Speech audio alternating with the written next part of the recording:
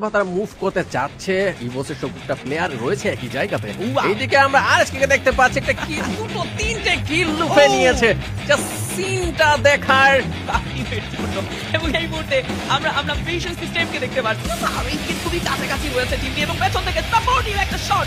ও জোটাকে ডাউনটা দিয়েছেন ক্রুশের magical performance max 7 দিয়ে কনফার্মেশনের ঠিক এই মুহূর্তে বাকি প্লেয়াররাও বেশ উচ্ছ্বাসিত। সামনে টিমকে ডমিনেট করেন তাই সুযোগ গেজব কমসমের আরো একটি চার্জ।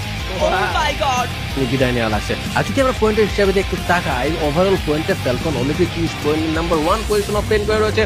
সেখানে পেনের সাথে আরএসকে একটা ফাইট আমরা লক্ষ্য করছি, যেখানে আরএসকে ভালো পজিশন অফ পেন করে রয়েছে। এন্ড কোর মেমোরি স্কোয়াডের একজন মেম্বার রয়েছে ছাদের উপর, হয়তো থার্ড পার্টি লুপে নেওয়ার চেষ্টা করছে, কিল লুপে নেওয়ার চেষ্টা করছে।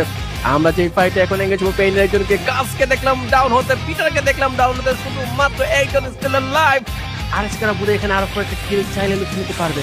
এক্স্যাক্টলি ডিমারেজকে একেবারে মুখোমুখি, সামনে থাকা টিমকে সুযোগ দিতে চান না। আরো একটি প্লেয়ার নোরাকে লাস্ট এলিমিনেট করতে পারে। ডিমারেজের কাছে ব্যাক টু ব্যাক 4টি কিল যাবে। What a domination Pain gaming, they are fully shut down. ডিমারেজকে রেড অফটা ব্যাক টু ব্যাক জড়াবেন এইবার কোর মেমোরিতে अगेंस्ट দ্য ফাইট। ব্লেডা বেশ এই ফিনিশ করেছেন, বাট জাম্পের এই চার্জটা বেশ ভয়ঙ্কর। সাইডে প্রবেশ করবেন কোর মেমোরিটা, কম্পাউন্ড ক্যাচ করে খেলছেন তারা। সামনে থাকা প্লেয়ারের দিকে আরো একবার চার্জ। কোলকার অপেক্ষায় ছিলেন ফাইট শেষের, বাট এইবার 9টি কিলে টিম আরএইচকে ডমিনেট করার এই চেষ্টাটা ভালো তো লাগছে না অনেকের কাছেই। বাট টিম আরএইচকে দুটো প্লেয়ার নিয়ে মুখে সার্ভাইভ করছেন। একের পর এক চার্জ, কোথায় যাবেন কুটুস, কম্পাউন্ডে স্টিল সার্ভাইভ করছেন নেজাত। লাস্ট টু প্লেয়ার ডাউন হয়ে যাবেন হয়তো বা নেজাত, বাট স্টিল কুটুসের উপর ভরসা রাখছে পুরো বাংলাদেশ। বাট